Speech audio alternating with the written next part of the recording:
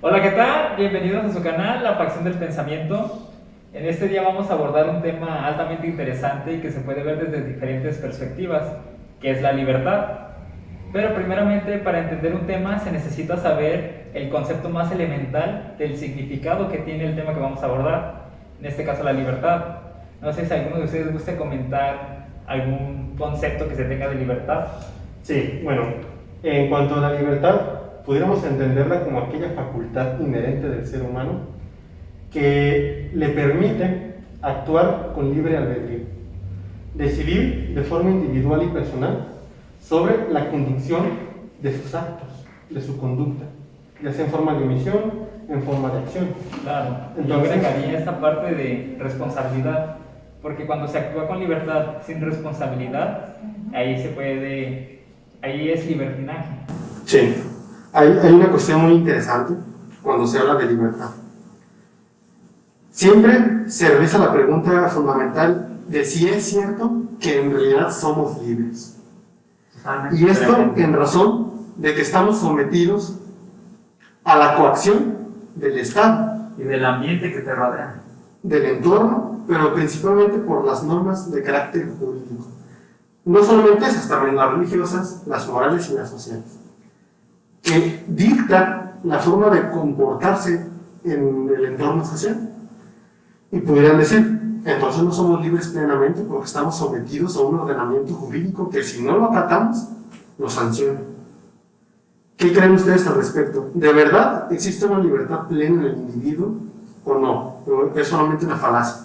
No, yo pienso, bueno, en mi punto de vista, considero que la libertad, como había una frase que decía que la libertad llega hasta donde empieza la del otro. Entonces, es una frase que yo considero que sí es muy cierta, porque no podemos hacer exactamente todos nuestros deseos y todo lo que uno quiera, porque en ocasiones violentamos alguna norma o sobrepasamos sobre alguna persona. O sea, hay personas que no están de acuerdo en cosas y tenemos que respetar también su libertad de esa persona y su individualidad. Entonces, la libertad yo siempre he considerado que tiene cierto límite. O sea, no podemos hacer exactamente todo lo que queramos, ¿no? Y más que nada por este aspecto de regir la conducta como en cierto orden, en cierto sentido. ¿Consideras entonces que no es algo pleno? No, Como no tal. pleno. ¿Cuál es tu opinión? Yo opino que la libertad es una ilusión. Ya desde una programación en la conectividad neuronal se ha visto que hay como que ya una predisposición o que tu cerebro toma la decisión. Como ciertas limitantes neurológicas, ¿no? Sí, Que no te que permiten. lo que es una apariencia, el que tú decidas una determinada cosa, que porque ya hubo todo un procesamiento neuronal previo que te genera como que esta simulación, este sentimiento de que yo tomé la elección. Pero también ahí se pudiera interpretar que parte de este procesamiento cerebral aún así siguiera entrando a lo mejor dentro de lo que fuera ser la libertad. Pero me parece que es una ilusión, y más con lo que platican de que hay un lineamiento de normas, hay un lineamiento religioso, principios morales, principios éticos que coartan la actividad del individuo. Sí, hay todo un condicionamiento dentro del Estado hacia los entes que formamos este Estado. ¿Sí? Es muy interesante las posturas que han destacado en cuanto a la ley, la circunstancia de que la libertad está sometida a una regulación. La de Marlon, considerar la libertad como mera ilusión, pero dan un tercer punto de vista, a ver qué opinan. Yo considero que la libertad sí es plena. Si bien es cierto, el individuo sí tiene restricciones del tipo normativo, religioso, social, moral y jurídico, su actuación no está 100% sometida a circunstancias externas, porque al fin de cuentas el individuo puede actuar como le plazca. Como una anarquía natural. Puede decidir violar la norma, lo puede hacer. No hay nadie que lo ate de manos y le imposibilite prácticamente la realización de ese hecho. Pero tendrá que responsabilizarse de las consecuencias morales, jurídicas, religiosas y sociales. Si bien es cierto, el individuo puede generar conductas antisociales o asociales, puede producir entonces circunstancias que afecten al entorno del orden social, del orden público, interindividual o a sí mismo. Puede cometer delitos, puede actuar como le plazca, pero su conducta en términos de consecuencia está regulada. Su libertad entonces es plena, pero se encuentra atada a la obligatoriedad o exigimiento de la norma, porque para el caso de que no incumpla, será un acreedor de sanción específica. Entonces, para mí, la libertad es plena, pero está disuadida, en cierto sentido, a través del complejo normativo, de las 4 vertientes que acabo de señalar. Yo creo que una libertad tiene que ver también con el estado fisiológico de la persona. Si esta persona tiene sus facultades mentales en orden, entonces puede actuar con libre albedrío y puede tomar esa determinación si decide transgredir la ley o no. Ya cuando esas facultades están disminuidas, están viciadas, es entonces cuando se pierde esa parte de la libertad del sujeto.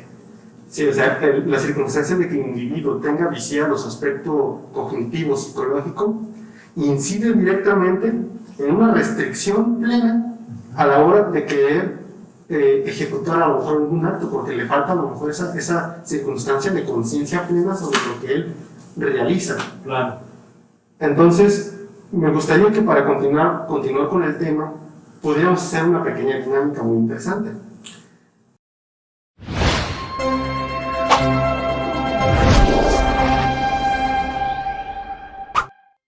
Dentro de este jarroncito tenemos papelitos con definiciones o más bien conceptos o categorías de la libertad en diferentes aspectos.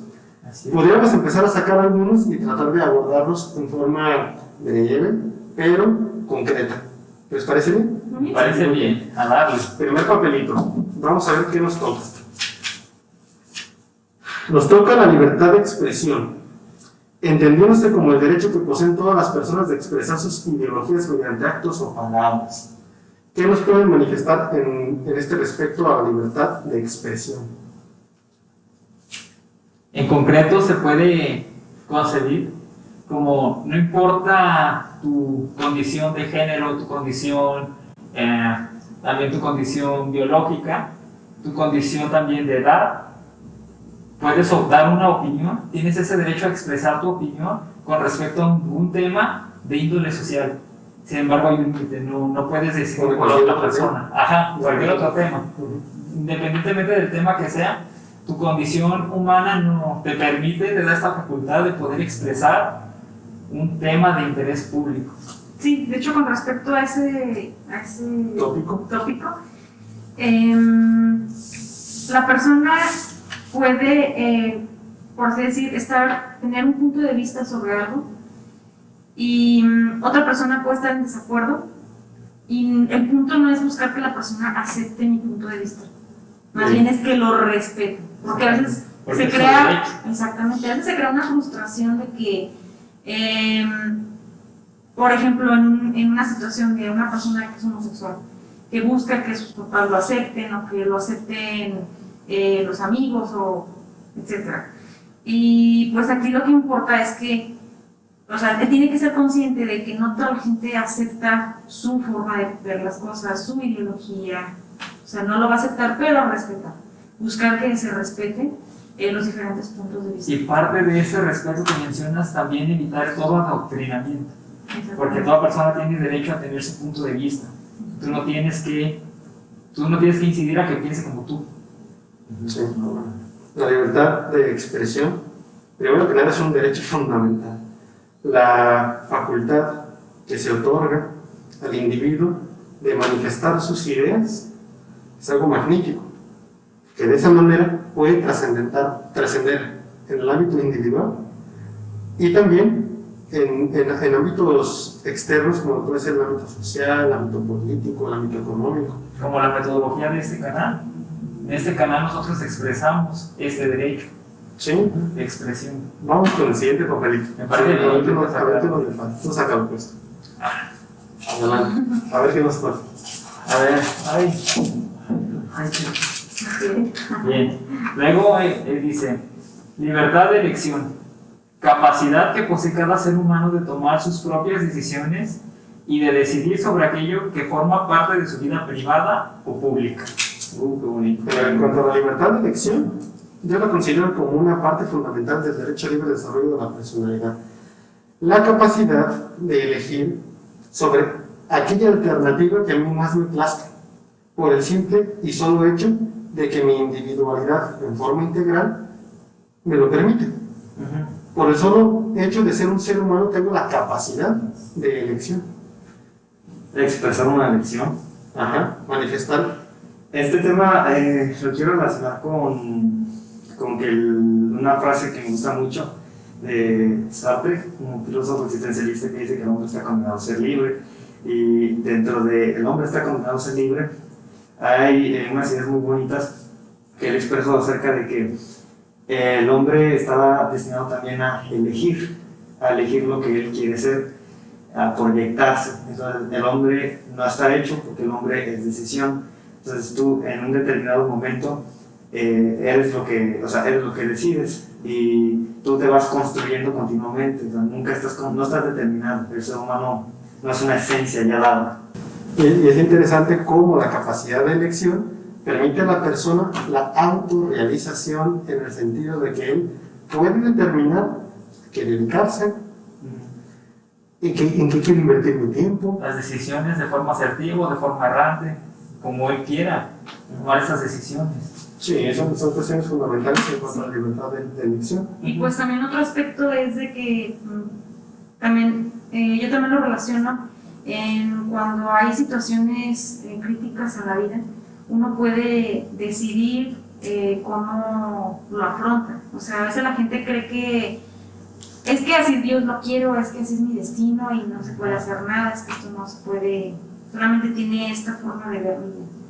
Y pues no, la persona también tiene la capacidad de decidir cómo toma las reacciones de otra persona, cómo toma críticas, cómo toma situaciones que ya no puede hacer nada, o sea que puede, no hacer nada, sino me refiero a que son situaciones que no está en sus manos controlar, como cuando fue lo de la Segunda Guerra Mundial, o sea que había soldados que obviamente no querían estar en guerra y pues tenían que ver la manera de afrontar, o sea, de estar en esa guerra, o sea, tenía que... Entonces, entonces yo también lo relaciono en ese aspecto de que incluso uno, en circunstancias que uno cree que no pueden cambiarse o no se pueden controlar, uno decide cómo reaccionar, cómo tomar. Sí. ¿Les parece si sacamos el siguiente papelito? Sí. Adelante. A ver qué dice. Dice libertad de movimiento, derecho que otorga a cada ser humano la posibilidad de circular dentro del movimiento. Este es un derecho fundamental también establecido en el artículo 11 constitucional, también conocido como la libertad o derecho al libre tránsito. Y es un derecho fundamental en tanto que el individuo le permite ampliar su horizonte, su panorama de conocimiento del mundo. Si viviéramos en la restricción de movernos, nuestra capacidad de ampliar nuestros horizontes, conocer otros panoramas, se disminuiría de tal forma que viviríamos cerrados de cabeza. Habría un retroceso en la evolución que ya existe dentro del plano social. Sí, porque además, o sea, el hecho de poderte mover a diferentes territorios también incrementa los niveles de culturización, de globalización, de interacción social, que a su vez ayuda a elevar las innovaciones tecnológicas, el avance social, la civilización. Incluso el desarrollo personal que puede tener el individuo al conocer otras perspectivas de vida. El simple hecho de conocer, por ejemplo, algún territorio extranjero en cuanto a la arquitectura, en cuanto al paisaje, es una manifestación privilegiada que no tiene que privarse al ser humano, porque es algo que es inherente, el hecho de tener ese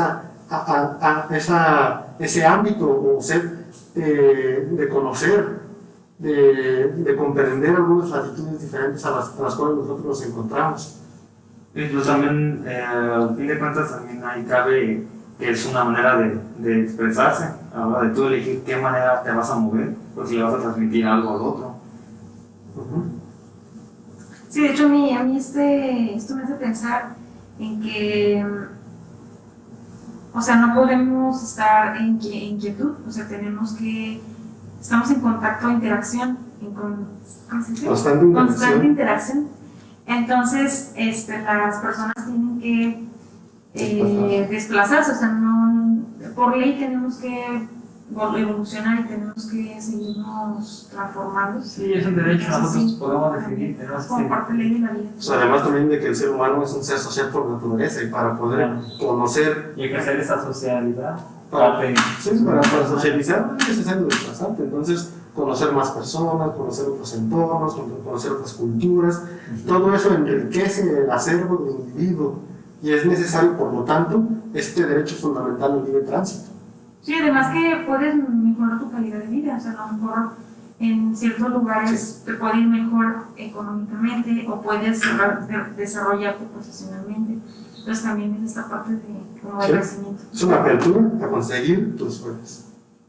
Sí, así es. Me encantó. ¿Quieres sacar el siguiente? Sí. Marlon.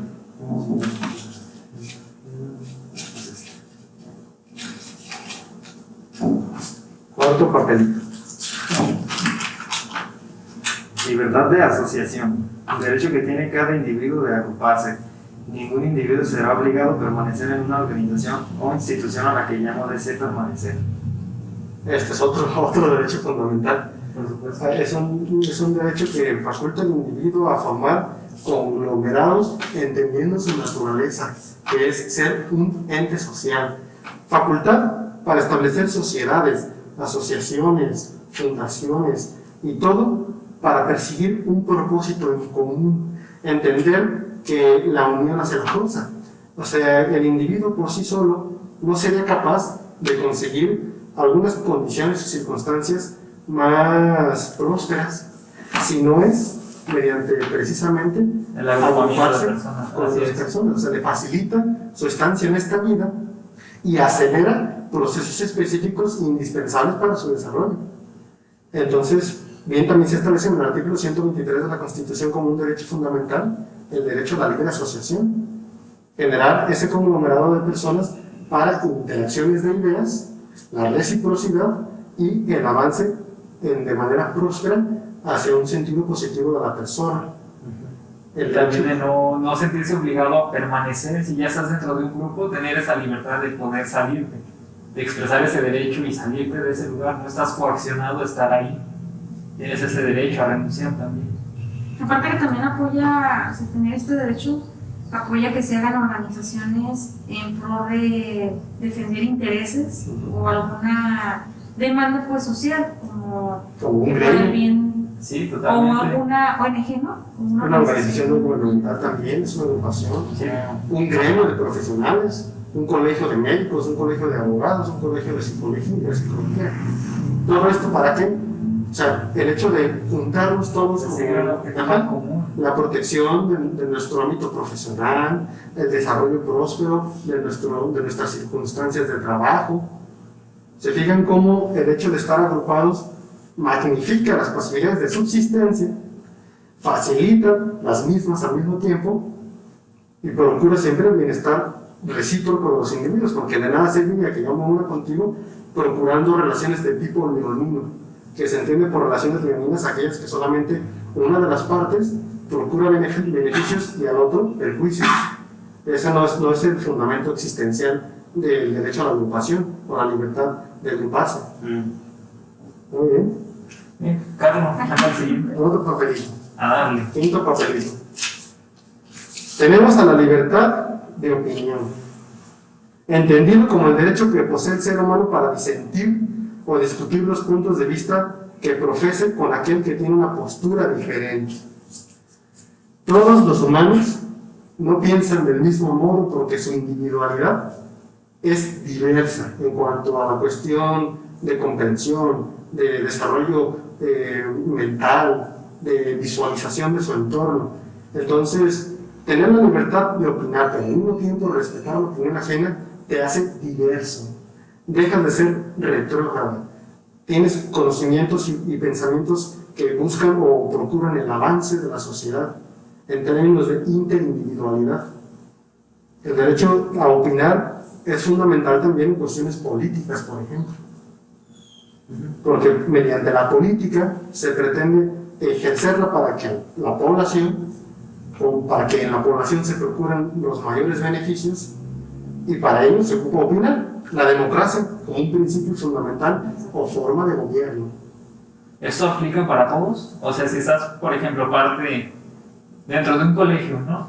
De una institución privada, tiene sus propias leyes, ¿tú puedes ejercer este derecho a no estar de acuerdo? Por supuesto. Tú puedes manifestar o disentir, como dice la definición, decir, yo no estoy de acuerdo con tal postura. Eso además enriquece las circunstancias argumentativas. Quizá podamos hasta determinar que el argumento se encontraba en un error, rectificarlo, modificar la tendencia y de esa manera mejorar las circunstancias sobre las cuales se toman las decisiones. En la oposición podemos encontrar como este avance en los conocimientos o avances en alguna esfera de la vida humana.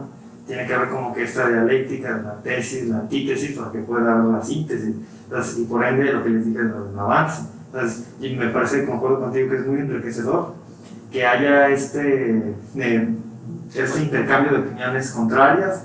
Y no solamente eso, sino que, sobre todo, que predomine el respeto y no la imposición de alguna ideología, de alguna perspectiva de las personas. A mí me gustó esto que comentaste, de la particularidad de cada persona.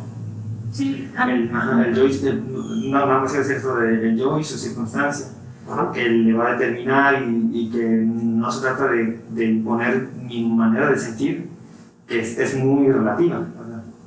No tengo que llegar a introyectarte a ti cómo ver el mundo, cómo sentir el mundo, qué actitud tener. Cada uno tiene que tratar de coordinarse de alguna manera desde su sentir en la existencia.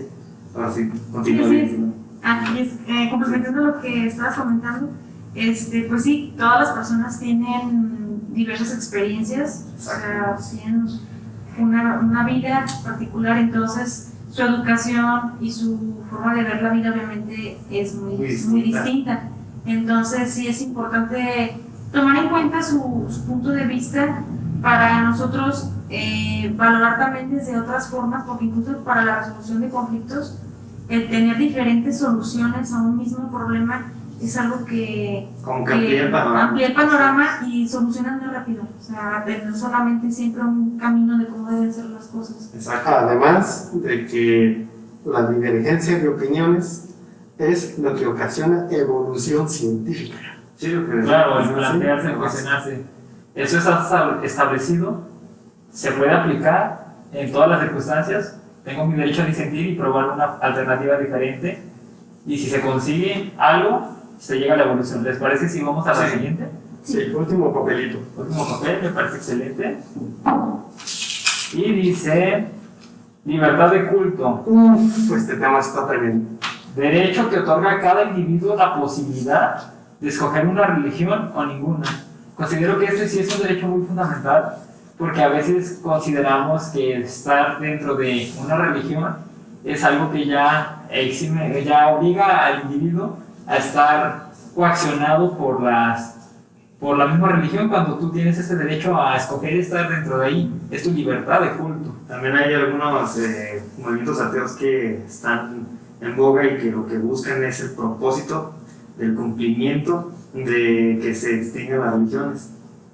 Aquí hay algo muy trascendental. Esta libertad de culto religioso se mantiene establecida en el artículo 130 y 23 constitucional. Yo quiero abordar un punto muy específico y muy curioso. ¿Qué pasaría cuando existe una pugna o una pelea o disonancia entre dos derechos fundamentales Y uno de ellos es el derecho al libre culto religioso y otro el derecho a la vida. Les pongo un ejemplo muy sencillo. ¿Qué pasaría en el entorno médico cuando una persona que bajo los principios religiosos de su culto no se faculta la posibilidad de hacer o realizar una transfusión sanguínea? ¿Okay? Pero de no realizarse, la vida de la persona correría alto riesgo. Se le da prioridad a la vida, según tengo entendido, ¿no? Tienes toda la razón. Se realiza una circunstancia que se llama Ley de Ponderación de Derechos Fundamentales. Y habría que elegir, mediante juicios de razón y argumentativos, cuál derecho tiene mayor valía y por lo tanto debe prevalecer. En este caso tendríamos que transgredir uno para rescatar otro de mayor valía. Y es evidente en este caso que un médico que actúe en pro de salvar la vida no debería ser sancionado por ningún motivo, ya que como resultado de esa ley de ponderación de derechos fundamentales encontramos a la vida como el máximo derecho, puesto que si no existe este derecho fundamental entonces no existiría ningún otro. Aquí podemos entender cómo la libertad de libre culto religioso se vería restrictiva en tal aspecto que se pretendería proteger un derecho fundamental. Podríamos observar cómo a través de la ley de la ponderación de derechos fundamentales prevalece un derecho fundamental sobre otro, y precisamente por virtud de su valía inherente mediante un juicio de valor. Y eso es lo que quisiera puntualizar sobre esta libertad al libre culto religioso. Entonces vemos que la libertad puede ser concebida desde diferentes perspectivas, ¿no? Desde el área jurídica, desde el área de derechos humanos, derechos fundamentales, desde el área filosófica, de si realmente somos libres plenamente o es una simulación. Realmente se puede divagar mucho al respecto, pero me gustaría que hiciéramos nuestras conclusiones sobre el tema. ¿Qué les parece? Muy bien. ¿Sí? ¿Quieres empezar, Marlon? Pues que el respeto creo que es algo que va a hacer que se fundamente con mayor razón esta cuestión que estamos tocando, que es la libertad, y que independientemente de la perspectiva que las personas puedan tener al respecto de si es una ilusión, de si existe plenamente, pues el ser humano tiene que llegar a un criterio en el que el otro tiene el derecho a expresarse, a movilizarse, a creer en lo que él quiera, independientemente de si nosotros también no estemos de acuerdo con esa persona. Y es un tema bastante interesante y complejo. Por supuesto. La conclusión que yo quiero dar es esta parte de tener ese conocimiento de los derechos que tú tienes, para cuando quieras aplicarlos, puedas decir, ok, mi derecho al libre culto me permite estar en esta parte, mi derecho a la libre asociación me permite agruparme, o de decidir salir de esta agrupación. Entonces, conocimiento de tus derechos y el saber cómo aplicarlos para vivir plenamente con la sociedad. Ajá. Yo como conclusión final rápida, existen diversas vertientes de la libertad, como ya lo hemos manifestado a lo largo de los papelitos, y como segunda conclusión, determinar que desde mi punto de vista somos libres en forma plena, pero como dice Juan Jacobo Rousseau, nos encontramos siempre encadenados a todas partes, entendiéndose como que estamos regulados a través de ordenamientos jurídicos o normativos de diferente índole. Y esa es mi conclusión. ¿Y tú, Viri? Yo puedo concluir con que la libertad pues es un tema muy complejo, pero sí es importante ejercerla para después no arrepentirnos porque llevamos una vida, no sé, decidida por los demás, o que nos arrepintamos de las decisiones por ver por los demás y no tanto por lo que Porque uno te nace a realmente, por lo que uno le nace y quiere. Pues hasta aquí este punto del video. Muchísimas gracias por estar aquí. Si te gustó, dale un like. Coméntanos si conocías esos derechos, qué tal te parecieron. Si te gustó, compártelo y no olvides suscribirte. Hasta la próxima. Hasta la próxima. Adiós.